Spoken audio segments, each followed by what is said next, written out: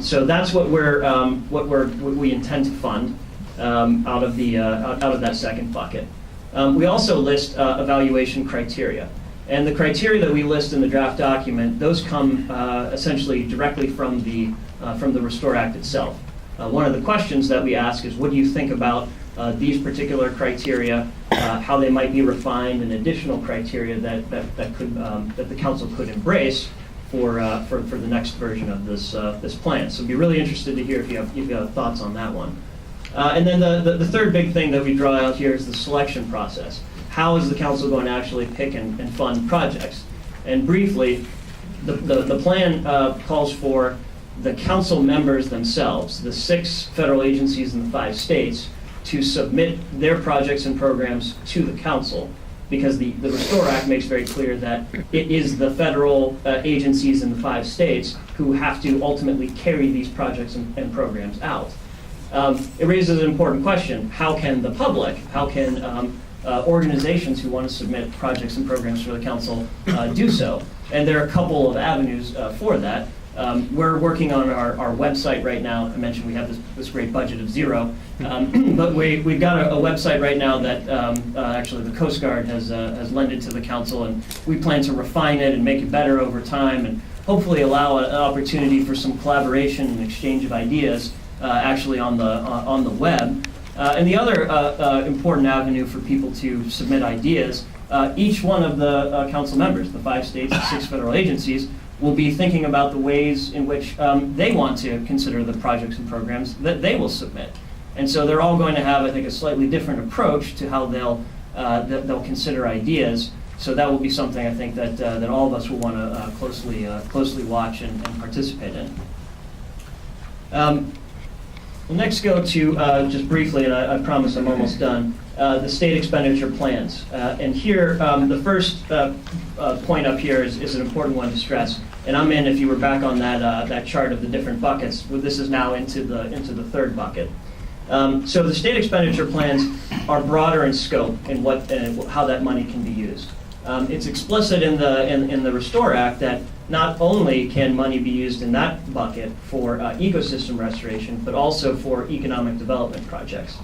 So there's a broader scope there, and that's an important point to stress. The plan describes what is expected in these state expenditure plans, what the council will be looking for, and it recognizes that each state is different when it comes to priorities and things that each state is going to be looking to fund with these monies. And it also sets out how the council is ultimately going to approve those plans. Next steps. So this is where we plan to go from here as a council. I mentioned that we're going to ask some specific questions to you. There are 3 of them in this list of 4, where we need to know more about your views on objectives and criteria, what you think about advisory committees and how those might be set up. Number 3 is actually something that we simply have to do. For the third bucket, the council has to issue a regulation that basically says how much money is going to go to each state under the third bucket. And that work is essentially done for us in the Act. It spells out a formula. What the council has to do is just formalize it into a regulation. And then we also need to select and publish a funded priorities list. And I should have mentioned this actually in the selection process, because what happens in picking and selecting projects is that once the federal agencies and the states all bring their projects to the council for consideration, and the plan goes through this, there'll be a couple of levels of review. There'll be an eligibility review to make sure that the project suggested is actually eligible under the Act and under that particular bucket. We'll look to see if there's coordination opportunities with NERDA, NIFWIF, and others.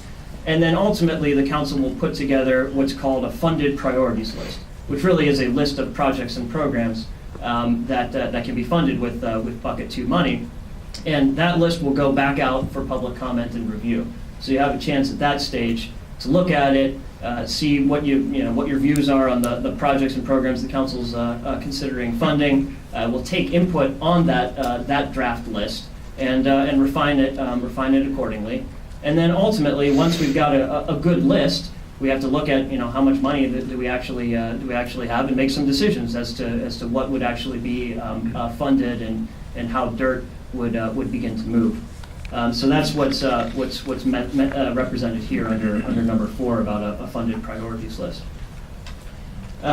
This slide here says really where we are. We're in a 30-day public comment period. So that comment period ends June 24th. So we want to hear your comments tonight. You have the opportunity to submit written comments. You can go to our website and type in a comment. You can write us a letter. And the address is on the website as well. So we're really trying to gather as much input as we can at this stage in the process. We're doing listening sessions across the 5 states. We were in Florida on Monday. We'll be in Texas, Mississippi, and Louisiana next week, and then end up with the last meeting in Florida. The third point, I think I mentioned probably too many times already, but welcoming input and feedback. And the fourth, I'm actually going to turn to here, which are these are my last couple of slides, I promise. These are the questions where I think we really, as a council, could use your help. When it comes to criteria, we put forward what's in the act. We're considering additional criteria, but we'd love to know what you think about that. If you think that there should be additional criteria, what are they? If you don't think that there should be any additional criteria, tell us why that's your belief. It'll really help us think through the question. The next issue is on objectives. So the draft plan sets out a series of objectives. What do you think of them? Do you think these are the right objectives? Did we get something wrong? Are we missing something? What are your views? What are your views on those objectives that are put out in the draft? And the third big question, and just because these are the 3 questions we asked doesn't mean we don't want to hear what you have to say about something else. But the third big question is on advisory committees. Many people have suggested that there should be a citizens advisory committee or a scientific advisory committee. And if that's something that you'd support, we'd be interested in hearing about that. If you support it, what's the role for a committee like that? How do you structure it so that it's a success for everybody involved? So with that, I'll stop talking. We can turn to what we're really here to do. But I just want to close by again thanking my fellow council members, and something I should have done from the beginning, but really thank the staff here. This is a beautiful facility. I haven't been here before. It's a wonderful place for a meeting like this. I'm sorry we don't have seats for everybody. But I really do, on behalf of the council members who are here and those who couldn't be with us tonight, thank you for taking the time. I know there have been a lot of meetings. This really does make a difference to our thinking and will help us have a better product in the end. As I said in the beginning, we just have to get this right. We have no choice. So thank you for your engagement. Thank you for your help tonight and for your help as we continue to move forward.